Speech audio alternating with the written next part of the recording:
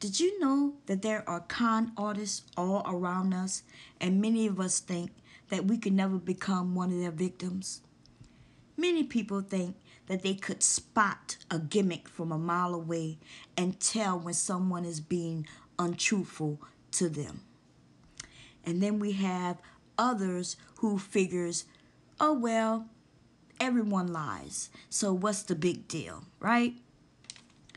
Well, I guess it's not a big deal to you if you have never donated money to someone believing one thing and then later on finding out that they actually con them by telling them falsehoods. Okay, so con artists use a few tactics, but their most powerful tactic is to create psychological warfare. Psychological warfare is used in order to confuse and manipulate their victims, or should I say, their subscribers. At one time or another, I myself supported this con artist. Why? Because she made me feel, just like the rest of you, that we were connected at some point. Not so much that I have been in her situation, but just for the mere fact that I know that there are other people who have been in the same situation. And you never know what could happen to you, right? From one day to the other. Con artists, they'll create a rapport and the ability to obtain empathy and sympathy from us. How did she do that? Well, she shares in her life story. And she kind of informs us that what she is sharing is honest and true. Many people kind of feel this connection to someone that we really do not even know, right? And we offer people support, but we need to understand that some people just does not deserve your support. They do not deserve empathy nor your sympathy. They actually really deserve what they have and worse. Some people deserve a jail cell. Y'all are looking at this from your point of view only. But there are people who have actually donated to a magazine called Block 11, assuming that this was a non-profit profitable magazine who offered help within communities. To find out that this is not true is heartbreaking for some people. But some of these people do not want to come forward to put her on blast, and they feel like they just didn't do their homework, and that's why they've become a victim. I was one of those people who was in her live stream one day, and she was talking about the nonprofit magazine and the work that she was doing through this magazine. So I requested some information so I can donate. And she put a link in the room. I went to the link. If it wasn't for the fact that I have a nonprofit organization myself and have worked with multiple nonprofit organizations, if it wasn't for that fact alone, I would have been conned as well.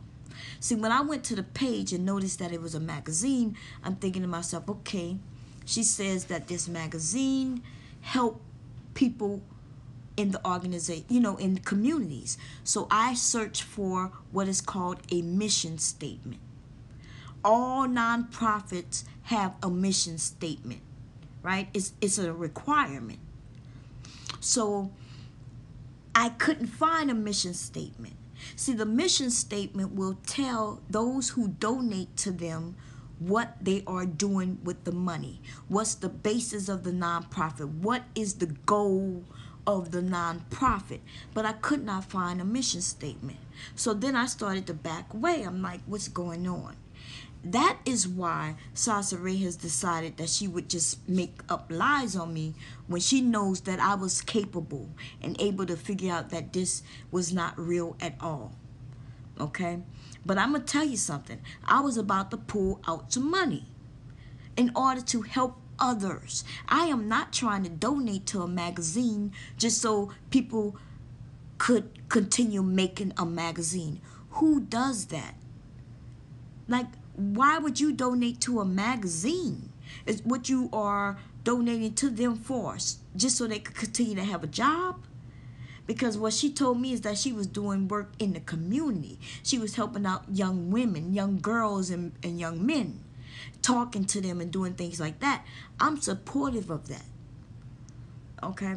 But I will not just hand out free money to someone just so they can do whatever they want to do. I want accountability. Accountability for what you are doing. That is very important. Because a lot of us as people did not receive something, whether it's through the government or through whatever, because there are people who are conning. Look at when they have these disasters, these natural disasters. Sometimes some of us sitting around and thinking, oh my God, I'm afraid who to donate to because I don't know who's actually going to get this money. Is it going to go in some wealthy corporation's pocket, some CEO, or is this actually going to help victims? So some of you can sit back and relax and think, oh, well, it's no big deal. I mean, who cares if it's real or not? Who cares if she's lying or not? Well, I don't know. I think that is very important that we identify the liars, especially when they are seeking donations. Otherwise, why not just ask people for money? Like, can you give me money? I need some money. Can you send me some money? That sounds better to me. Like, if she said, okay, I need to buy a baby crib. Can you send me some money?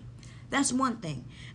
But to be saying, well, can you just send me some donations? And let me tell you something else about this con artist that is it's such a red alert sign, the biggest one ever. When she made a video saying that she does not work with anyone but PayPal.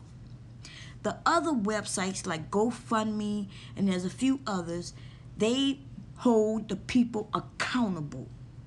So if I tell you all that I am taking a group of kids on a trip, on an educational trip, and I'm looking for donations, if you send me the money through GoFundMe, GoFundMe is going to make sure everything is legit and they're going to keep me accountable to the money. You can be able to go to the page and see how much have I raised so far, right? So everyone can know what the goal is, how much has been raised so far, and people could continue to donate if they like. With PayPal, there is no accountability. And that's why she won't deal with any of those other sites anymore. Because she's basically telling you, I'm not going to be accountable.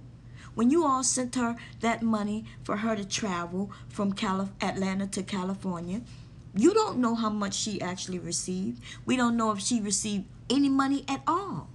Or she may have actually received her goal of $5,000. And she's continually asking for money. We don't know. And you will never know. You already found out that she's a liar, but yet you want to continue to just figure, oh, well, if she'll tell us if she get there or not.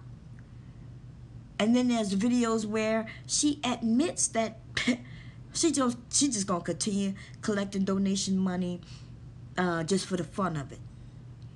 Why don't she just be honest and say, look, I need some money? Some of you men, you would send her some money, wouldn't you? Some of you ladies, she knows in order to get money from you, it has to be about baby justice.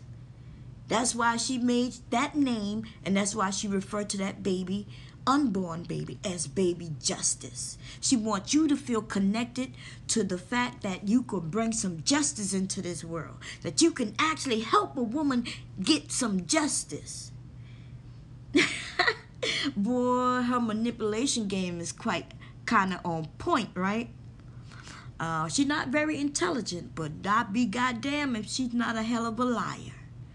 Peace, one love, I'm out.